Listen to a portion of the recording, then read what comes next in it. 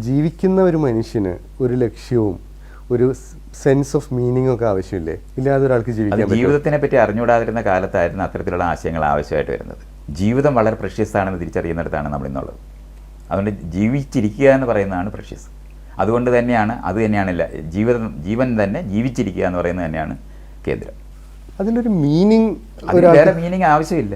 അല്ല, അത് മീനിങ് ആവശ്യമില്ല. മറ്റേതങ്ങനെയല്ല, മീനിങ് അറിഞ്ഞുകൂടാത്ത കാരണം കൊണ്ട് ഇല്ലാത്തത് കണ്ടുപിടിച്ചതരാം. ശരി, എങ്കിൽ ജീവിച്ചിരിക്കുന്ന ഒരാൾ പല രീതിയിലും ജീവിക്കാലോ? പറ്റും. അപ്പോൾ എങ്ങനെ ജീവിക്കണം എന്നെങ്കിലും ആളുകൾ അന്വേഷിക്കില്ലേ? അത് കണിശമാണല്ലോ. അത് എല്ലാ ജീവികളും വ്യത്യസ്തമായ ജീവികൾ നിൽക്കുന്നതുകൊണ്ട് തന്നെ അറിഞ്ഞൂടെ വ്യത്യസ്തമായി ജീവിക്കാൻ പറ്റുമെന്ന്. അതായത് പലതരത്തിലെ സാധ്യതകളാണ് പ്രപഞ്ചത്തിനകത്ത്. സാധാരണമായ സാധ്യതകളുള്ള പ്രപഞ്ചമാണിത്.